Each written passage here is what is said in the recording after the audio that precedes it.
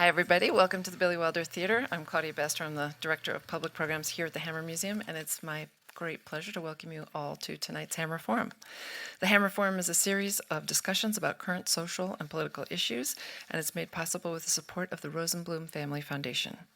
Tonight we have a thought-provoking discussion lined up for you with New York Times bestselling author Elie Mystal in conversation with UCLA law professor Rick Hasen.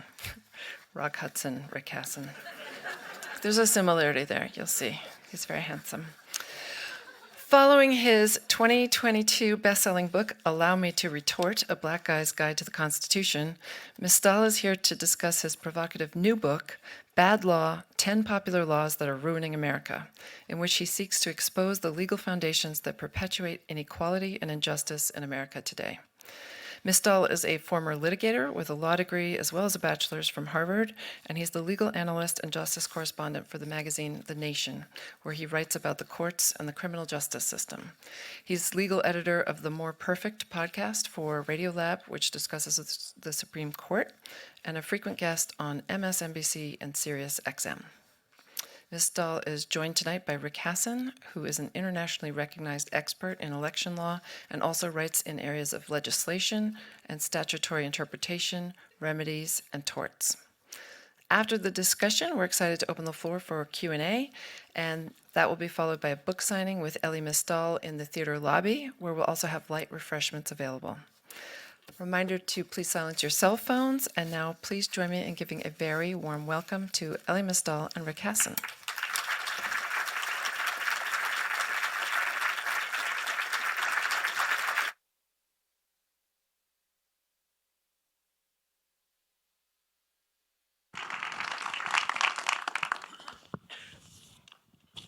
Good evening, everybody. This is a real treat for me. I've known Elie probably for 20 years, and we've never met in person till tonight. So this is great. I've never read a book with so much anger and humor together in it, or as many droppings of the F-bomb, more than I have in my books. Yes, but it's a great read. So I'll just say that at the top. And I know the books will be for sale, so everyone should pick one up. I want to ask you about what made you want to write a book like this now. And one of the things I know also as a book author is the lag time from when you have your first idea to the time the book actually appears. The world's very different. It just takes such a long time. It's really antiquated in terms of all that. You were writing this book and finishing it before we entered into this current moment. And we're gonna spend time after we talk a little bit about the book, talking about the current moment and the challenges facing our democracy.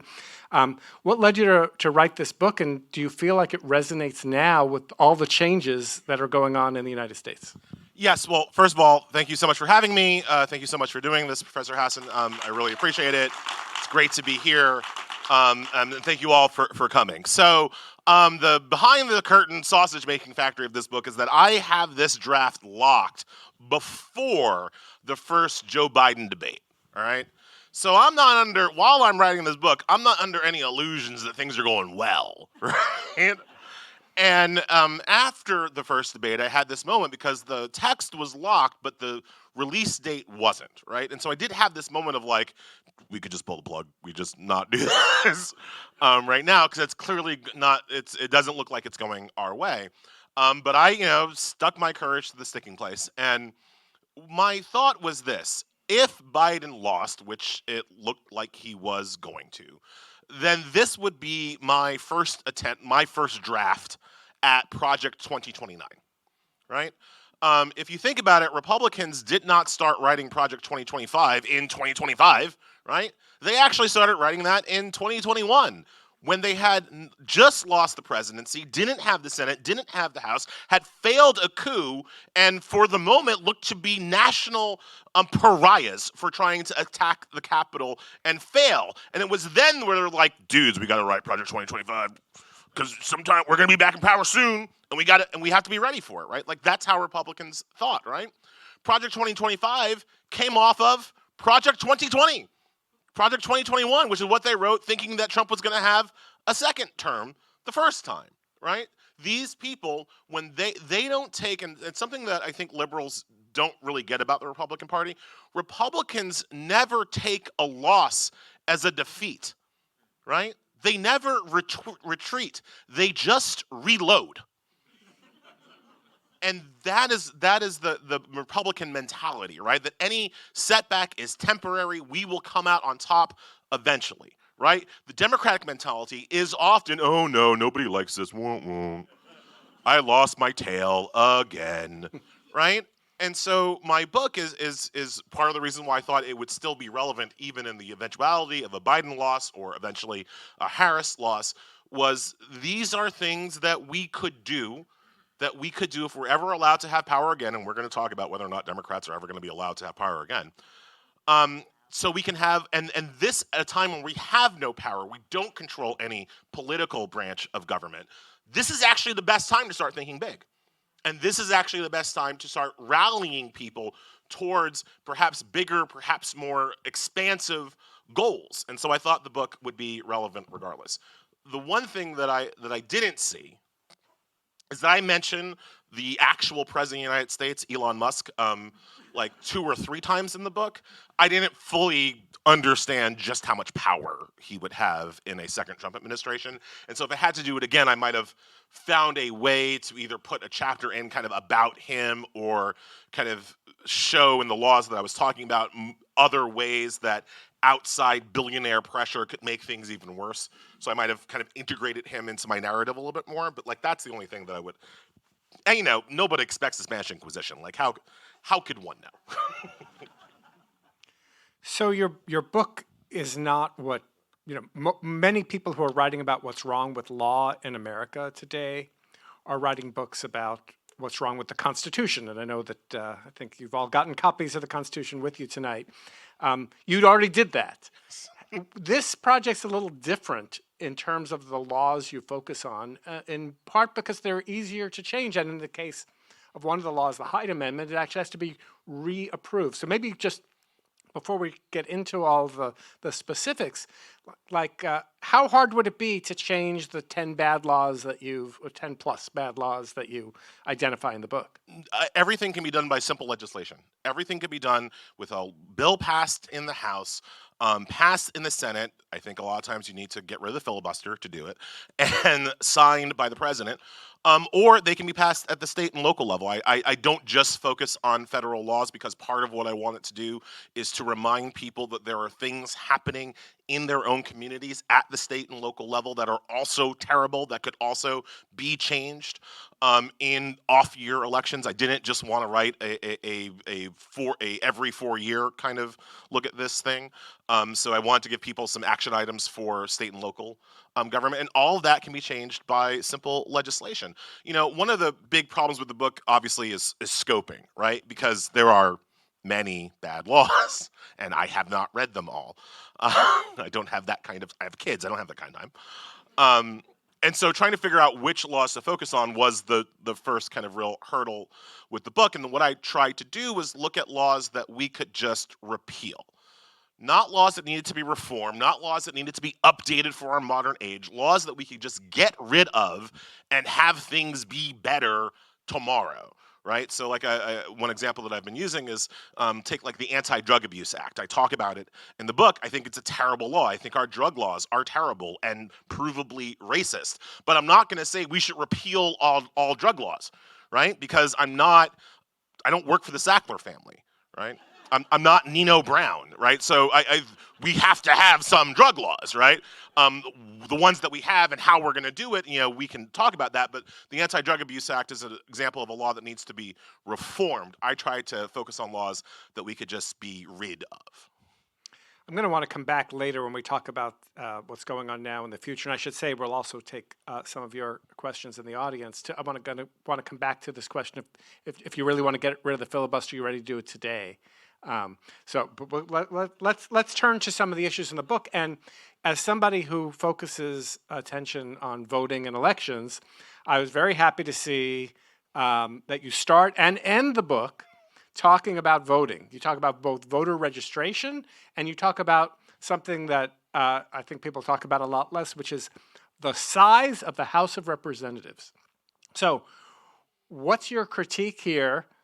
I've written a book, which you nicely cited, that says we need to amend the Constitution to fix voting. And you're saying, that's good, but we could do some stuff in the meantime that would make things better. So could you talk about those things? So first, I'm going to plug your book because it's excellent. If you haven't already picked it up, Professor Hasen's A Real Right to Vote is vital reading. I cite it in my book about the Voting Rights Act and about voter registration laws.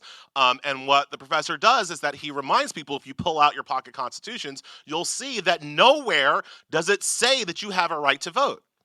The Constitution operates entirely in negative clauses, right? You can't deny the right to vote because of race. You can't deny it because of gender. You can't deny it because of age once you're over 18. You can't deny it because through the use of a poll tax. That's 4 amendments telling what you can't do. There's 0 amendments telling what you have to do. And that is a huge fundamental problem and mistake with our original Constitution. But we know why they made that mistake. We know why it's that way. They didn't think everybody should be able to vote, right? They didn't think black people should be able to vote. They didn't think black people should be able to be people, right? They didn't think women should be able to vote. They didn't think everybody should be able to vote. And so they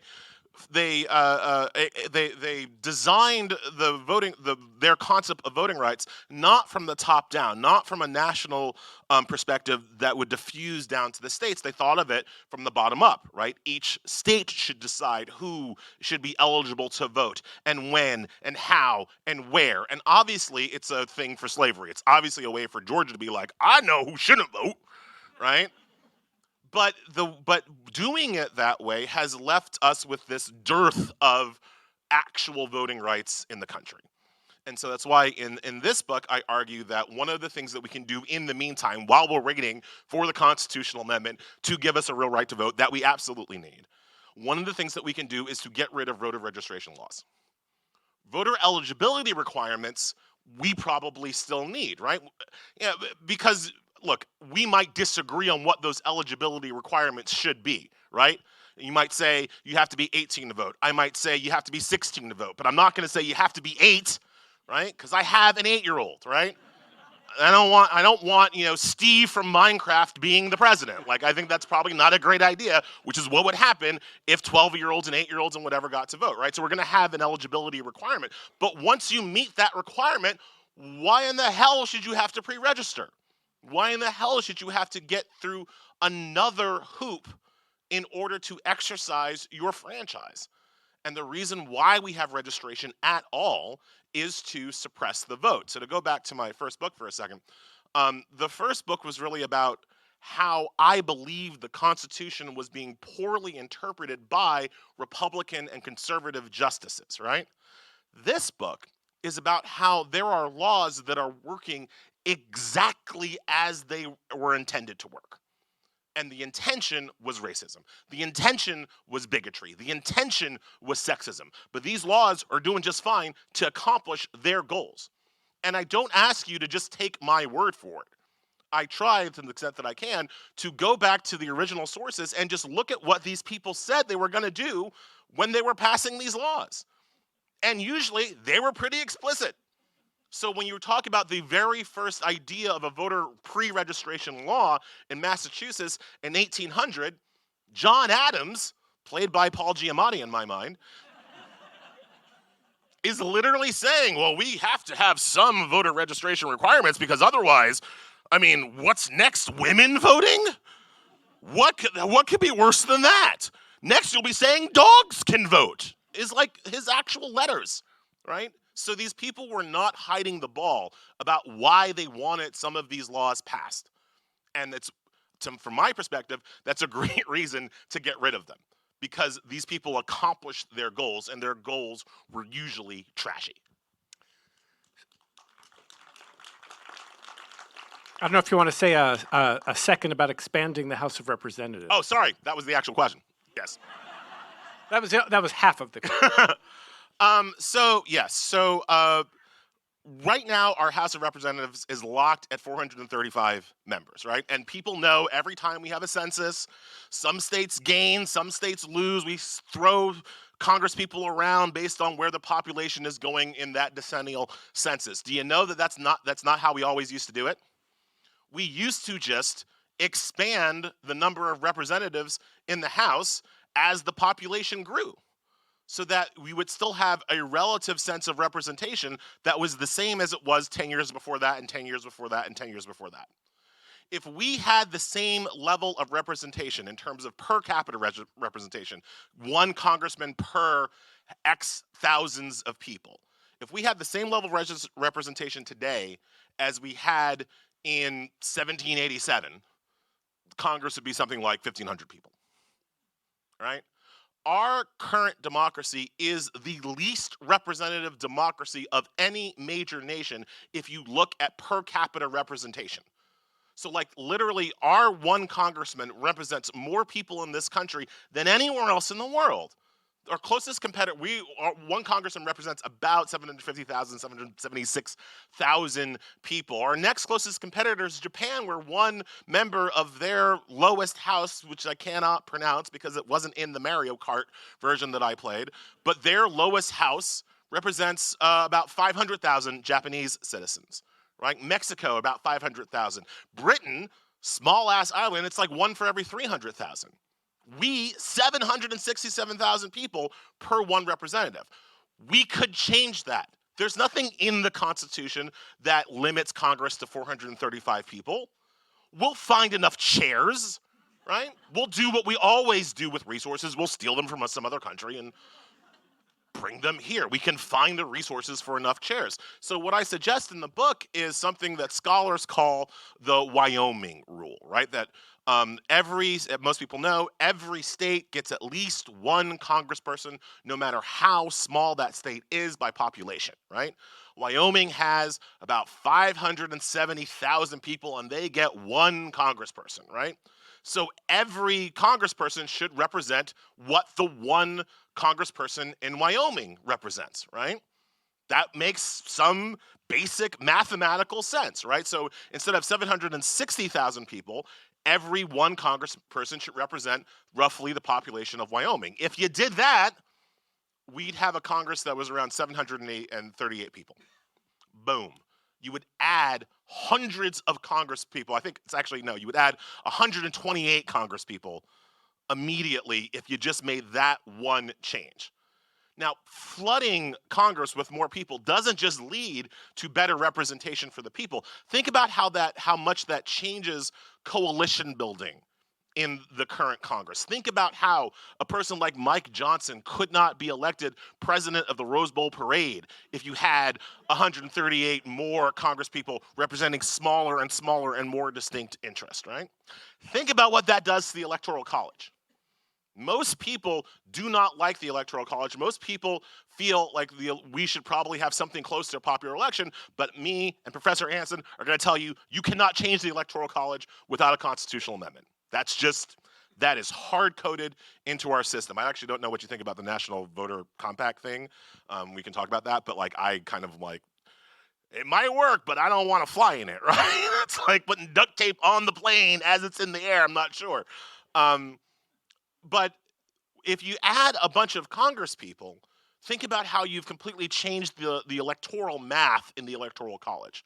Because now bigger states like California and New York, but not just liberal states, because the people who would also benefit are Florida and Texas, but they are able to have the fact that they represent many, many more people have a bigger impact on the outcomes of presidential elections. So you democratize not only our legislative branch, but also our executive branch by adding more Congress people. So that is a literal solution that we could do. And again, doesn't require a constitutional amendment. It is something this country did consistently for 100 years. Just my favorite fictional character is Kermit the Frog.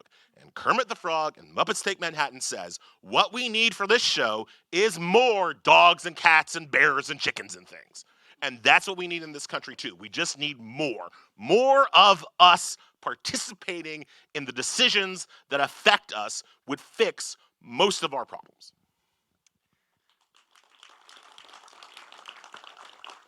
So you talked about how you bashed John Adams. I don't know if you get a lot of John Adams fans sending you nasty letters.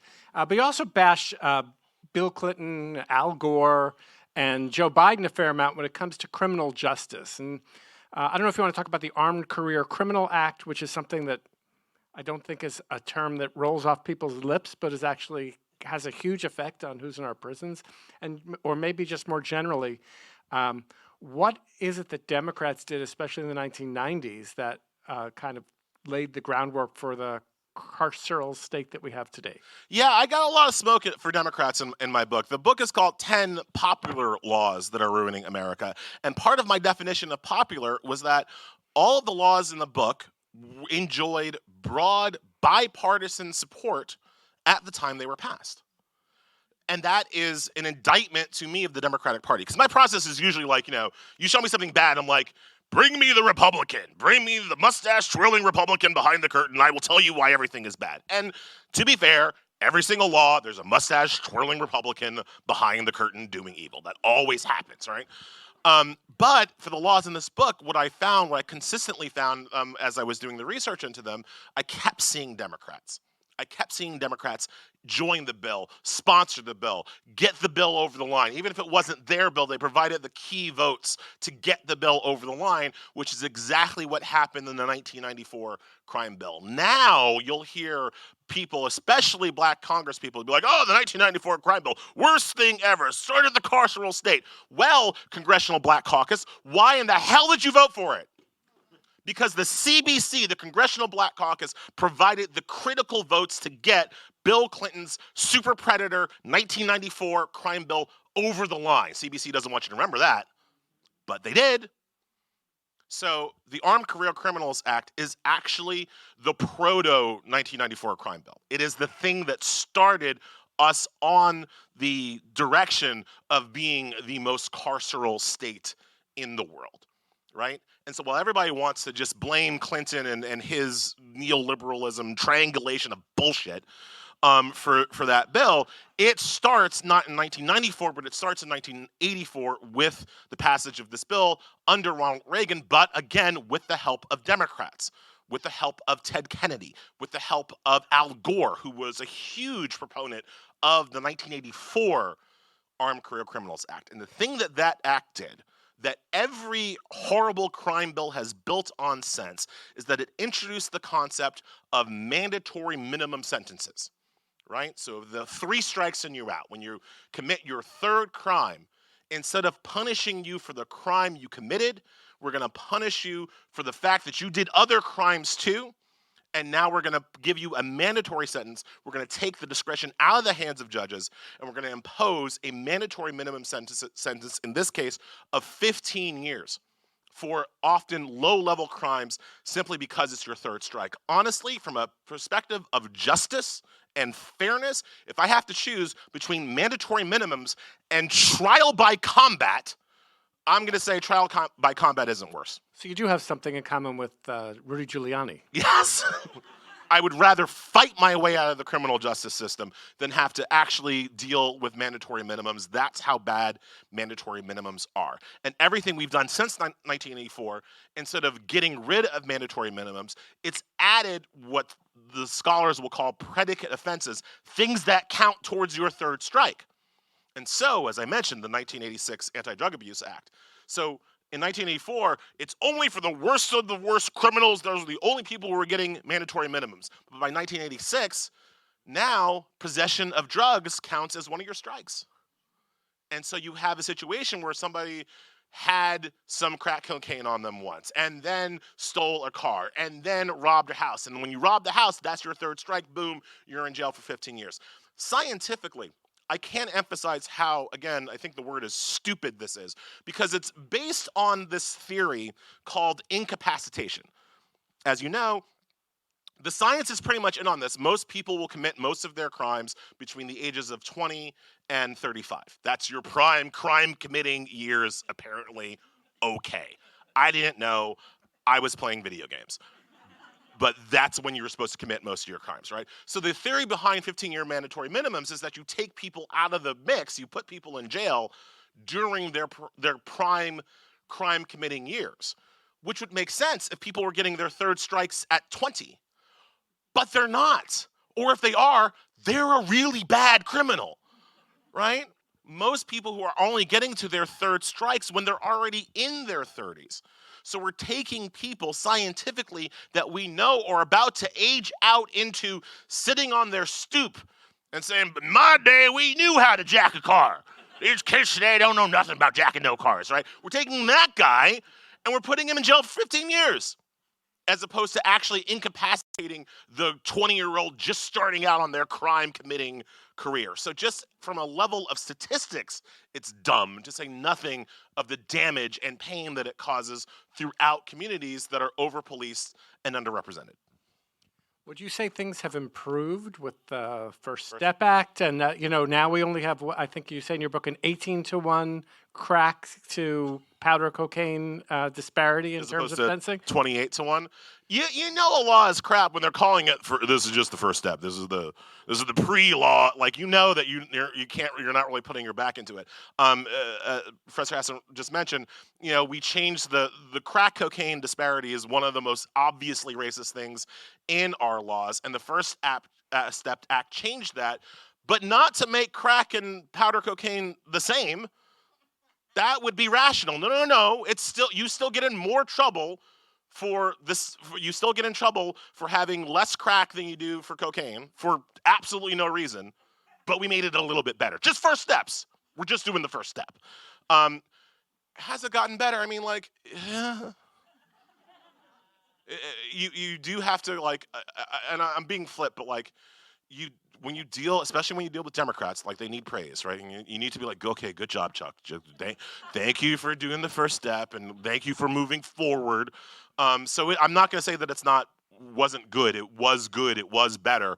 We should be doing a lot better. And again, the best way to do it is to repeal the law entirely. Because again, look, I'm not saying that we shouldn't have penalties for people who commit murder. We should probably catch those people and put them in jail, right? But we have laws against murder. We have laws against robbery. We have laws against arson. We don't need an extra law to over-penalize some of these crimes simply because it's the second or third or fourth time you've committed the crime. If we're so worried that you're going to get out of jail and commit more crime, then we should do better at figuring out who to keep in jail and who shouldn't be in jail. We should do better on that end, as opposed to this blanket thing of criminalizing and penalizing people for stuff that they didn't actually do.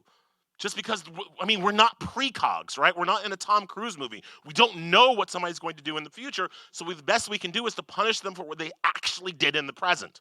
And that's why I think the ACCA and all of the crime bills since then have been fundamentally unjust.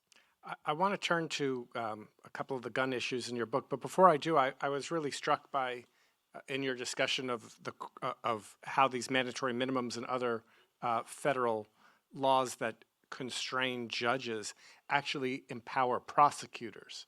And I thought maybe you could talk about that. Why do you trust judges more than prosecutors? What difference would it make if we're giving someone discretion? Because the racist prosecutor touches many more people than the racist judge.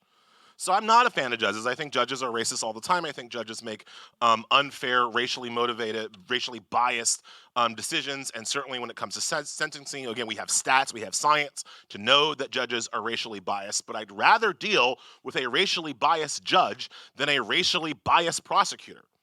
Because the racially biased prosecutor simply has a larger field of people to affect, right? It's the prosecutor who decides whether or not you get brought up on charges in front of the racist judge in the first place. So a racist prosecutor is just going to have more of an effect on society than a racist judge. And if you go one step lower, the racist cop has the most effect. Because the racist cop is who puts you into the system so you can end up in front of a racist prosecutor and then might end up in front of a racist judge, right? I'm black. That means, statistically speaking, I'm probably not going to commit a crime. Just so happens, right? I am unlikely to commit any crime.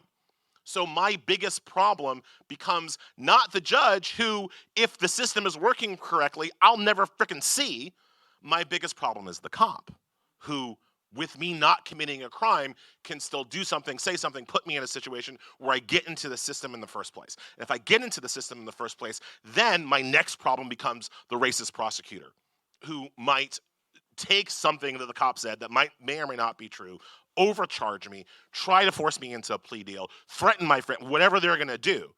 By the time I get to the judge, that die has already been cast, man. Right? Like by the time you get to the judge, you're trying to roll a 7, because all your money is already on the table. I'd rather opt out before I'm in bet my life kind of gambling situations.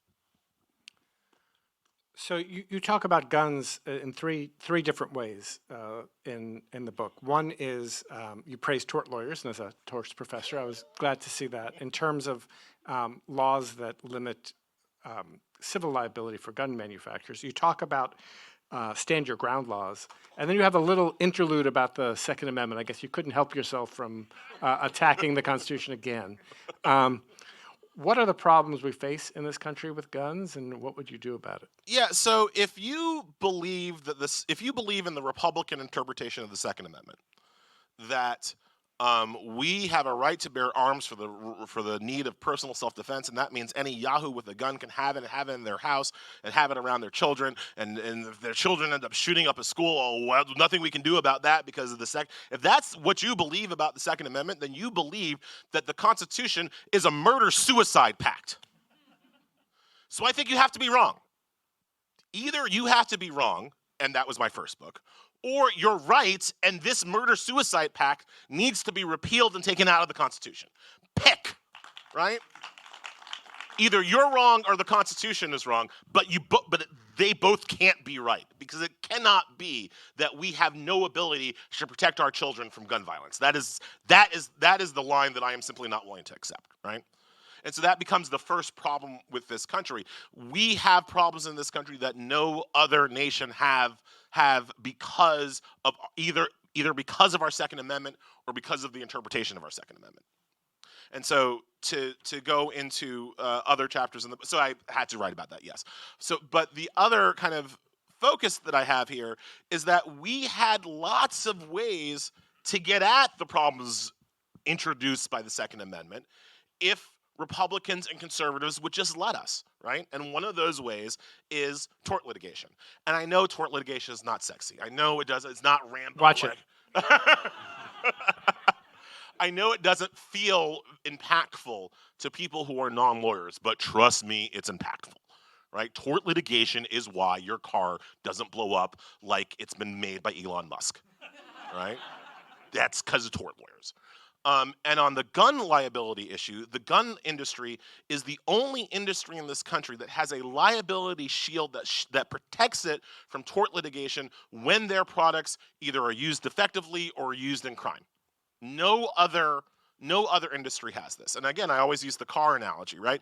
If I marketed a car and I was like, this is the best car for you if you're a drunk driver, right? Has the flask, like the steering column actually is a flask and you can just sip it out while you're driving, and it's great because it has roll technology. It'll save you from any accidents. Feel free to drink and drive while you're in my car. And then I drink and drive and I kill somebody. Guess who I'm suing? Not the driver. I'm suing the car manufacturer who put the frickin' flask in the steering column. Obviously, right? If I market my car, this is great for running over protesters, right? Furiosa could use this car to run over any Morton Joe protesters that she sees. And then you run over a group of protesters. Again, I'm suing the car manufacturer. The advertising of the car, the design of the car to make it so that it can kill as many people as possible becomes itself a vector of civil liability. Not criminal. The driver is who gets to go to jail for actually running people over. But making a car so that it is very good at running people over, that could open the car manufacturer up for civil liability, which is why they don't make cars like that. Which is why even a car that was made like that wouldn't be marketed like that. It's why that car with the flask in the steering column doesn't exist. It's because of the tort lawyers. But the gun industry has what's called the Protect Lawful Commerce in Arms Act. And that protects the gun industry from being sued by tort lawyers, even when their products are made and marketed to kill as many people as possible. And I have evidence for the fact that this liability shield is important. Because before the PLCAA was passed in my lifetime. It was passed under George W. Bush with the support of Bernie Sanders, among other Democrats. Again, I got a lot of smoke for both sides, right? But that was passed in my lifetime, right? Before the PLCAA, gun manufacturers were being brought to heel by tort actions. People were suing Remington. People were suing Smith & Wesson. And those companies were having to enter into deals with the government, with Bill Clinton's government. I have a lot of smoke for neoliberals, but I say in the book, if you ever wanted to be a neoliberal, this was it. This was the market working as intended. Bill Clinton and other neoliberals were forcing the gun manufacturing industry to make deals, to make their guns safer, have locks on them, have biometric scanners on them, not market certain kind of guns, have put in self-imposed industry restrictions on who could buy guns because they were sick of getting sued. And the PLCAA comes and it gets rid of all of those lawsuits. Literally, Elliot Spitzer, Mr. Client Number 9, hypocrite guy, before this law was talking about suing Smith & Wesson out of New York State. PLCAA comes, all of that litigation stops. Wayne LaPierre, then head of the NRA, says that the PLCAA is the most important piece of Second Amendment legislation passed in his tenure. That law.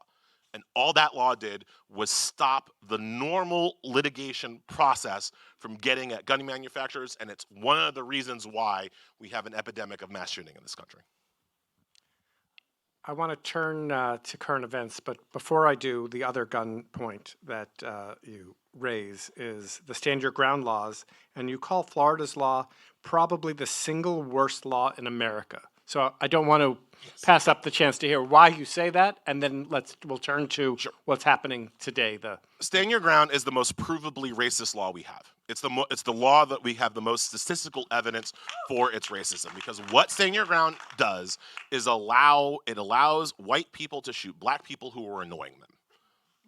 In Florida, if you are a white gunner of a black assailant, you are something like 218 times more likely to have your murder justified than if you are a black person who shoots a white person.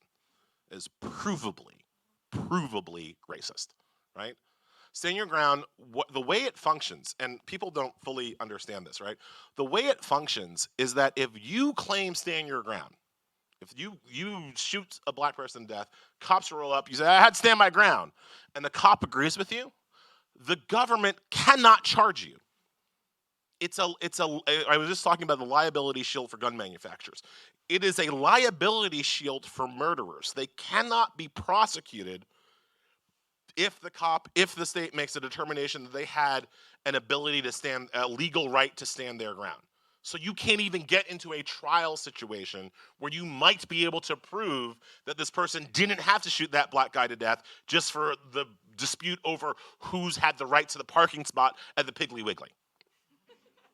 That's what stand your ground is. So people think about this in the context of Trayvon Martin and George Zimmerman. The Zimmerman case wasn't a stand your ground case because Zimmerman couldn't even prove that he had a legal right to be where he was.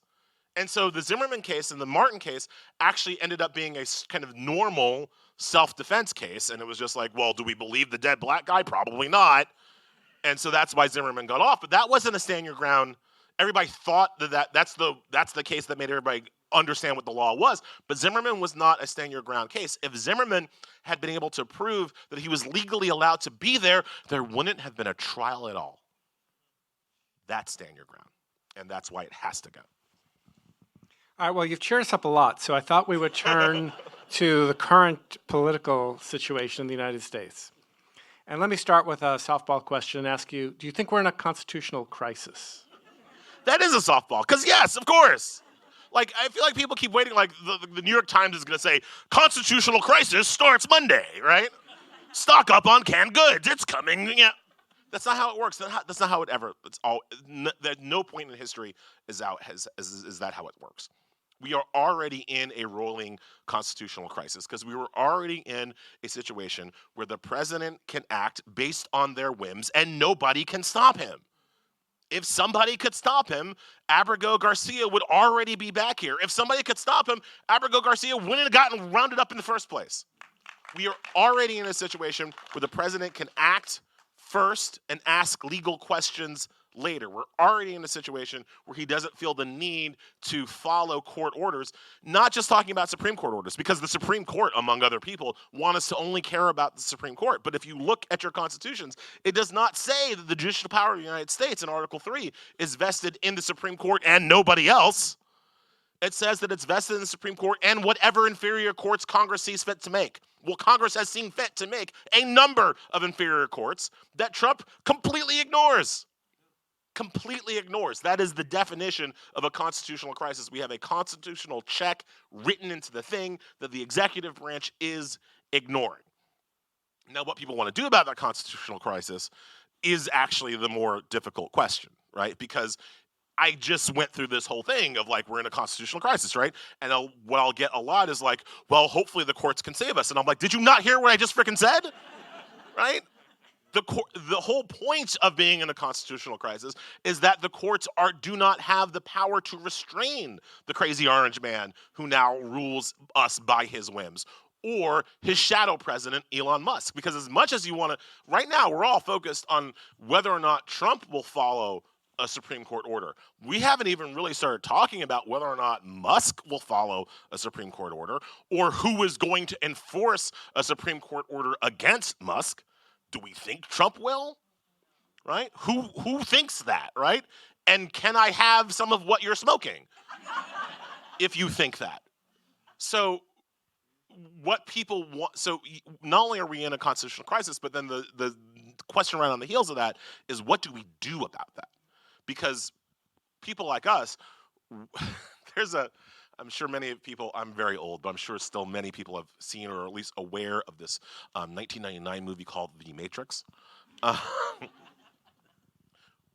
Professor and I live in a world that has rules, right? Our careers are based in a world that has rules. We are now living in a world that doesn't have rules, where our expertise at some level isn't going to help y'all, because our expertise requires a certain ordering of things that we are not living in, right? So like, one of the things that I've kind of been saying to people is that, like, look, I can only tell you what should happen. I can't tell you what's gonna happen, because because we are beyond the veil of my expertise about what's gonna happen, because Trump doesn't follow the law. And once we are beyond that, you gotta talk to me. You gotta talk to people who have dealt with this before, right? And that's when you start talking. You gotta talk to like activists and revolutionaries and people who know how to use the power of the people and the power of the streets to bring dictators to heel. Not me. I'm a lawyer, right? I'm gonna blue book you something, right? I don't even like to walk, much less march. Right? But those are the people we actually have to be talking to and listening to right now, because that's the only way to stop what's coming. One of the things that's really surprising about the conversation that we're having here and the conversation that's happening all over the country is a word you didn't say is Congress. And like you ask, like, what can the courts do? Well, what could Congress do? Well, Congress could impeach. Congress could overcome vetoes. It could take back some of its powers. It could launch investigations that has subpoena power, and there could be fights over that. But we've kind of written off Congress as though it is a non-entity. And I was thinking, I was writing about Elon Musk putting at least $20 million into the Wisconsin state Supreme Court election that took place last month. And if you listen to what he said, he did have a case that was going before the court about Tesla. But if you listen to what he said, what was motivating him was, he said, if Democrats or liberals control that court, that means that, the way he put it, that would allow Democratic gerrymandering. But what he really meant was that would stop Republican gerrymandering that's been happening in that state. And that might lead to Democrats taking control of the House of Representatives. And then you'd have Jamie Raskin would be chair of the Judiciary Committee, and things would look very different. And I'm wondering if we can make it that far to the next election, and whether you could foresee a role where a divided country where Congress could actually be a check, an effective check? Yeah, so that's a couple of questions kind of smushed together, and I've got kind of two answers to that, right? So one story I like to tell people and remind people of is a famous story involving the Emperor Caligula in ancient Rome, right? And Caligula famously put his horse on the Roman Senate. Incitatus was the name of the horse.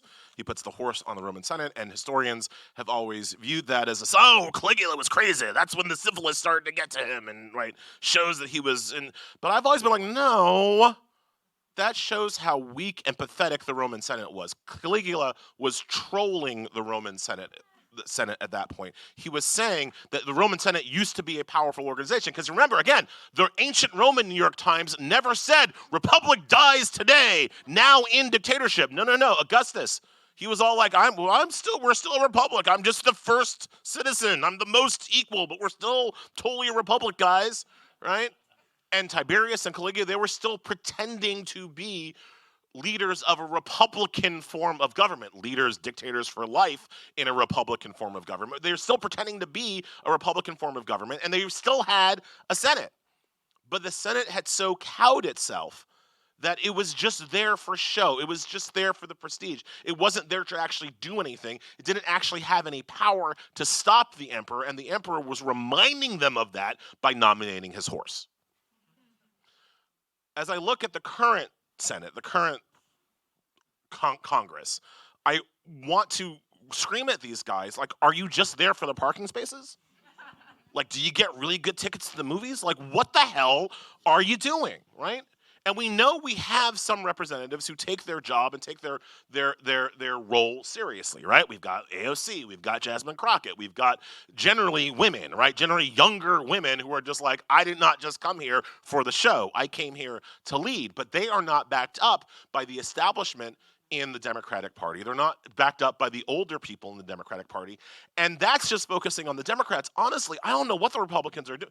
Like, they seem so eager to get in on the bigotry and the misogyny and the racism promoted by the Trump administration that they're making them own selves no more important than a horse. In olden days, even if you had same party control of both branches, the congressional branch would be standing up to a president like this just out of a sense of pride. Even if they agree, they would be standing up just well, there's a way that you do things, Mr. Roosevelt, right? There's a way that you do things, Mr. Lincoln, and we have a role to play, and so we're going to stand up to you. That does not happen anymore on the Republic. They are so up Trump's ass that they have completely given up any sense of like fulfilling their constitutionally of having the power that the Constitution gives to them, right? And the Democrats are too old and geriatric to fight effectively as well, right? So the problem, it's not that Congress doesn't have a role to play, it's that they've abdicated that role. And the question now is simply like, having abdicated it, can you ever get it back? I'm not sure. I'm not sure that anybody will ever look at Congress as anything more than a whinnying horse at this point. You talked, however, also about Wisconsin, and so so I hate to do this, and you'll know where I'm going.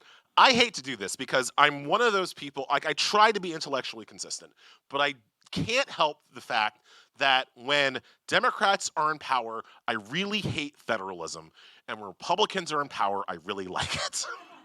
And I keep trying to find some kind of intellectual way through it, and it's just partisan. Like, when Republicans are in power, the fact that we have a federalist system where states have a whole lot of power, I suddenly care about a whole lot more. I'm in California now. I live in New York.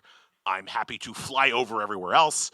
Like, and the fact that we have power at the state and local level that can provide a real check to Donald Trump is the thing that I kind of often fall back on. Because as much as I'm saying that the courts can't do anything or won't do anything, as much as I'm saying that Trump has executive authority that he can use almost in an unchallenged way, that starts to break down when we think about federalism.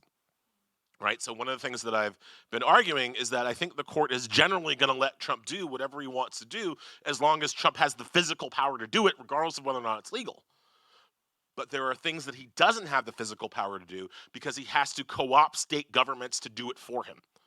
And Gavin Newsom, if he isn't talking to Charlie Clerk this week, I don't know. Kathy Hochul and Eric Adams, when they get back from Turkey, which I'm sure they're in right now, like there are pockets of Democratic leadership around the country that can, and in some cases have been, effectively frustrating some of Trump's goals. And that is something that we have to, I think, really lean into during this period of fascism, to lean into our federalist system and lean into the power of state and local governments to protect as many people as we can from the general Trump fascism. Before I turn to audience questions, I have one last question, which is, you've talked about the court being somewhat weak, the Supreme Court against Trump, and we know about the immunity decision, and we've actually had some speakers here at the Hammer Forum talking about that. Let's talk specifically about the Abrego Garcia case. And I don't know, since you were traveling, you may not have seen that Judge Wilkinson, one of the most conservative appeals court judges in America, basically was sounding the alarm in a ruling today, rejecting the government's attempt to try to redefine facilitate as, if this guy shows up at the border, we'll let him in and lock him up.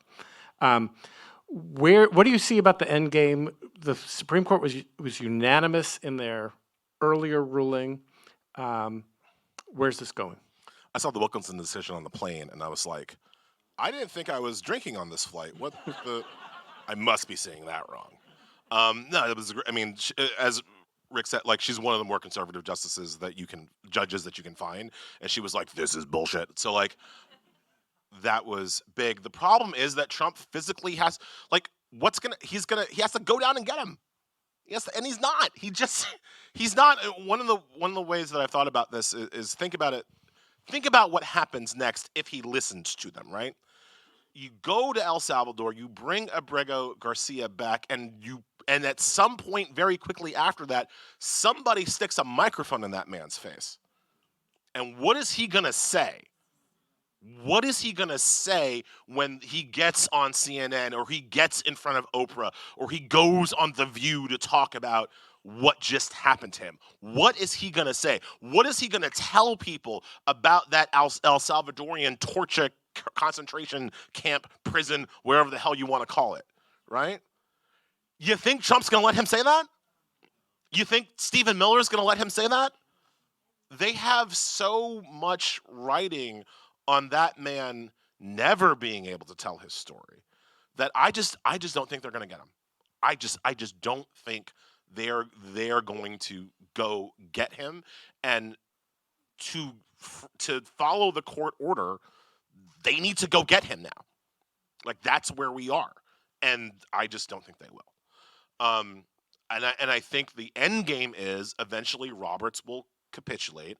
Roberts will say, all we can do is facilitate, right? That was the big word from the 9-0 decision. Facilitate the release of Abrego Garcia, or not effectuate the release of Abrego Garcia. And Trump is going to fundamentally say, like, well, we tried in El Salvador, wouldn't go for it.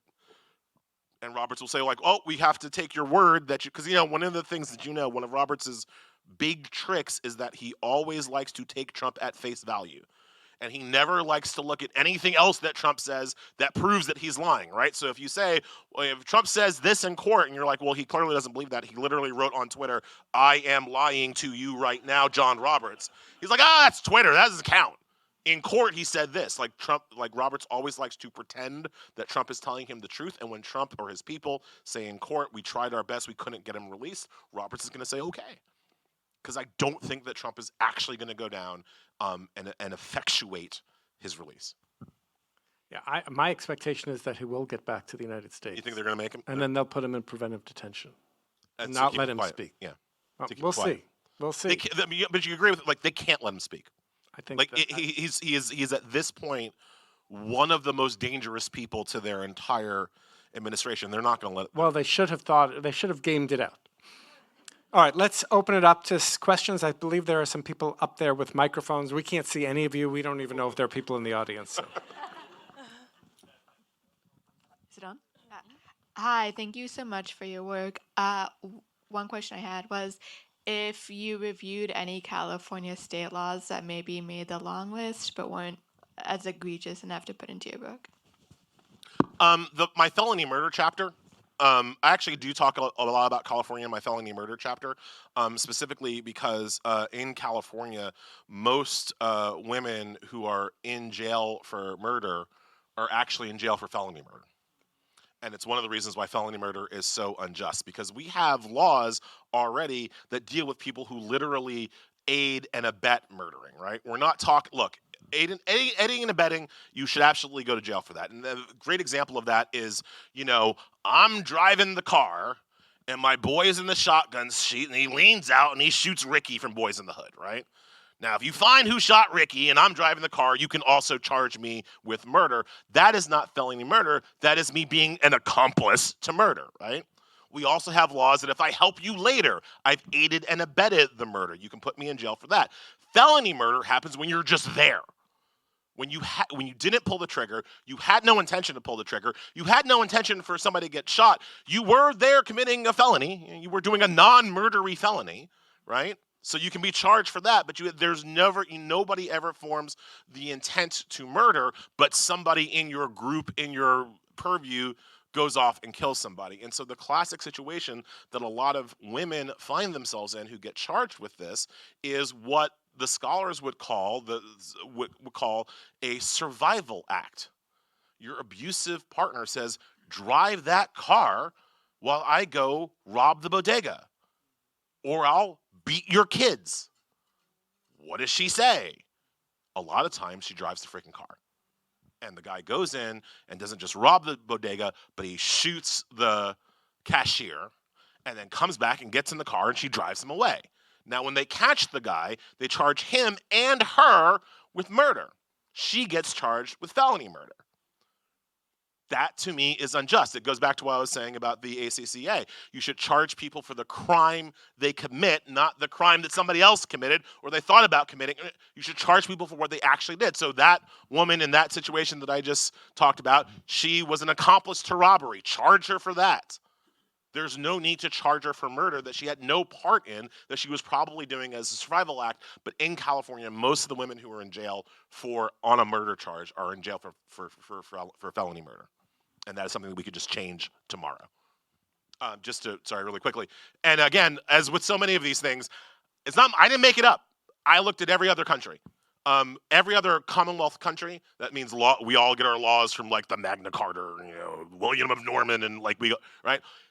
England, Scotland, Ireland, India, they've all gotten rid of felony murder. Canada made felony murder unconstitutional in their constitution in the 90s. England got rid of it in the 50s. We are alone in this, in the application of this law, and it's long past time for it to go. I should add, since we're in California, that a lot of these laws could be repealed by voters passing a voter initiative. So if you got a that's few some weird million California shit you guys do. I don't. All your referendums and all your direct democracy stuff. It's so exciting. Well, I would point you to Florida's Amendment 4, where Florida voters, Republicans and Democrats alike, on a supermajority vote, tried to get rid of felon disenfranchisement laws. Now, they weren't able to get around the legislature that was able to nullify that. But in California, it's a lot harder to get around an initiative than it is in Florida. I'm just enough of an elitist to be just a little bit afraid of voter referendums, right? I'm just a little bit afraid of ending up with Bodie McBoatface, ending up, running the country, right? So I think voter referendums are good. Are you saying you wouldn't rather have Bodie McBoatface running the country? Actually, you know what? Compared to our current, right? I would take literally the Hamburglar over President Hamburglar, right? It's actually the same guy. It's the same pick. No, but the thing I would say with voter referendums is that I would get more comfortable with it if they could be strained through some kind of independent third-party committee that was forced to accurately represent what the referendum was, right? So often they are written purposefully in confusing ways meant to literally trick people, right? And if you could kind of get rid of the literal trickeration of the voter referendum, then I would be much more comfortable with them as a more wide-ranging direct democracy solution. Next question. Hi. I'm so glad that you spoke about Abrego Garcia. And it is an absolute nightmare that he is rotting in this prison and he's been disappeared, and Trump and Bukele just mocked the courts and they mocked the people and they mocked the law. And they're saying that not only that, they're going to start sending American citizens there. And I'm really glad you used the word fascism. And I think everybody in this audience needs to take to heart that Donald Trump will not be stopped by the courts. He will not be stopped by Congress, and the elections are way too late. And as somebody who is in the streets, as a revolutionary, as somebody who is an activist, I work with refusefascism.org. I have a call to conscience, call to act I want to share with you, Elie, and everybody here. And I want to say that nothing short of millions of people rising up in the streets in this country in mass, nonviolent protest, not once symbolically, but again and again, until we create the level of profound political crisis where Donald Trump cannot govern this country, cannot impose his fascist program, and cannot even hold on to the reins of power. Nothing short of demanding and winning that the Trump fascist regime must go now will make us anything but a horror and a shame for history. Okay, we have to do this, and we have to do it now. It is refusefascism.org. We are in the streets this Saturday, and I would like to talk to you afterwards. Yeah, but I should have said let's keep these as questions, not as speeches. Yes. I agree. I'll just give a partial answer though. Even though it wasn't a question, I get it, but I agree. And so I just also want to remind people that like one of the things that we're lucky about is that fascism generally overplays its hand, right? That is the hope that I kind of hang on to. Fascism usually overplays its hand because it always starts off with a small in-group, a small out-group that everybody can say like, well, it's not happening to me, it's happening to them, it's never going to happen to me, right? But the fascism always has to expand out of that out-group because the fascist always has to declare victory. Trump is president now. Eventually, he's going to say he solved the immigration problem, right? Or else people are going to be like, well, what have you been doing, right? And so once he says he solved that problem, he's got to be like, oh, well, actually, I solved that problem, but there's another problem. And that group gets bigger. That out-group gets bigger and bigger and bigger. And eventually, we get to where she is, where that woman is talking about, where enough people feel affected by the fascism that they're actually willing to do what's necessary to stop it. Next question.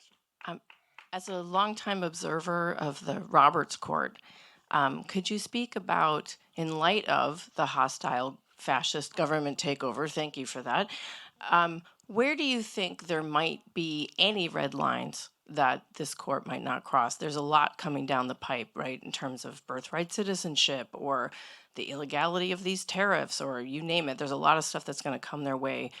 Is there anything that they might actually say, no, we're not going to do that? I think we're going to win birthright citizenship. What do you think? Well, I mean, now the Supreme Court just this afternoon announced they're going to have a hearing just on the question of the scope of a potential stay. So they're probably not going to address the merits. But I think, if John Roberts were calculating and he wants to I think of birthright citizenship as a lost leader for Trump. That is, he knows he's going to lose it, and then the court can look like it's moderate. I mean, that's the headline that Roberts wants, right? He can stand up to him on birthright citizenship, and he can get his headline in the Times. Roberts' court stands up to Trump, and then he lets all this other Trump crap go. But so again, the distinction that I've made is between things where Trump has direct physical power over and things where he doesn't. So when we get into federalism issues, there's a New York versus Trump on a congestion pricing right now. That's an opportunity for the court to stand up to Trump because Trump can't ignore their order because Kathy Hochul won't ignore their order, right? And unless Trump is going to put boots on the ground on the GW, and good luck with that. Right? If you want to roll into the Bronx right now, good luck with that. Unless he's going to do that, he almost has to follow the court order. So I think on issues where Trump can't defy him because it's actually an issue of state of local power, I think there's a chance that we get some positive decisions. But on issues where Trump has all the power anyway, I think the court is going to just roll. And roll because they agree with him, or roll because they don't see? Four of them agree. The four horsemen agree, right? Thomas, Alito, Kavanaugh, and Gorsuch, they agree with him, right? Roberts and Barrett, and Roberts is really interesting. Roberts agrees with most of it, but mostly is concerned about his own power and the own stature and standing at the Supreme Court. And nothing makes the Supreme Court look feckless more than the president ignoring them. And so he's trying to avoid that direct legal confrontation with Trump because it makes him look bad, right? So I think I wrote an article in The Nation about you got to go back to Marbury v. Madison, right? You got to go back to what Chief Justice John Marshall did in the 1800s when there was a law. The president, Thomas Jefferson, was probably wrong about it, but Thomas Jefferson wasn't going to listen to anything John Marshall said. And so John Marshall did some jujitsu and said, well, Jefferson, you shouldn't have done that, but actually you're right about the law, Thomas Jefferson, so you get to do what you want. And it just so happens that because I'm the Supreme Court, I get to decide who was right about the law. And Jefferson was like, Sally, is this the right thing? Okay. And that's how they rolled, right? So I think that that's what Roberts is looking for. He's going to avoid the direct confrontation because he's trying to maintain his own sense of power. Well, let me give you a follow-up, the real nerdy follow-up here.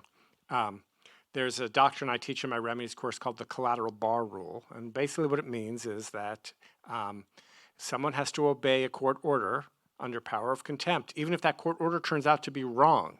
And this is when Martin Luther King wrote Letter to a Birmingham Jail. He was not obeying what was definitely an unconstitutional court order, but that order was in effect. And, usually when I teach that, my students are, they're like divided on whether you should have to obey these court orders. Do you think there's like a different valence to this now as Judge Boasberg is deciding if various federal officials who let those planes take off, now he's found probable cause that they have willfully violated his orders and is threatening to refer them to prosecution, and even says, I won't even rely on the Department of Justice. I'll appoint my own prosecutors.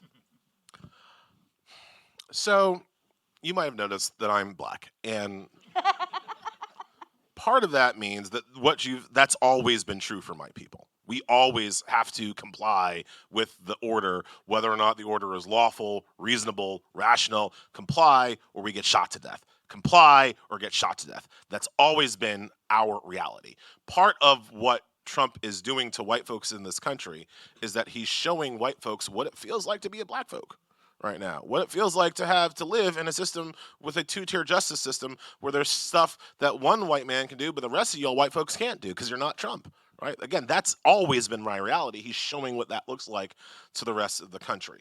So I can totally understand it from the perspective of a student, especially a white student, who's like, well, should you really have to comply with even an unconstitutional? I can see why there's kind of an intellectual debate amongst the student class about whether that should be a thing. But reality is a motherfucker, right? And reality says that that's always a thing for at least some of your students, right? And the ones who don't know that yet, like, they're going to potentially learn the very, very hard way. That's always is the thing, whether or not we would like that to be the thing or not. However, rich white people have always operated above the law. Trump should have been put in jail, not in 2021 or 2017. He should have been put in jail in the 90s, right? Like, this man has skirted legal accountability for his entire life. That's why he thinks he can keep doing that now. The justice system has never been good at holding rich white men accountable. It's even been better, as much as there's two-tier justice, it's better at holding poor white men accountable than it is at rich white men. It's never been good at holding rich white men accountable. And so again, part of what Trump is doing, he's just, there is an aspect, and I hate him so much, and so I don't ever want to sound like I am praising him in any way, because I'm not. I don't want anybody to get that impression. But there is an aspect where he exists to rip the mask off, right? I've said before, Trump is a mirror to this country more than anything. And it's disgusting, right? We look gross, right? Again, with the Matrix, it's the smell, if there is such a thing. Like, we're a gross people, and he embodies our worst everything, right? He is the embodiment of everything wrong with this country. And looking at it, it's disgusting, but that's the only thing about him that's true. He is a true American. And at some point, we have to deal with that reality if we ever want to stop his movement. Well, that sounds like a moment for a mic drop. And let me remind everyone that Elie will be signing books in the lobby. Please join me in thanking Elie Mystal. The book is Bad Law, and it's a great read. Thank you all.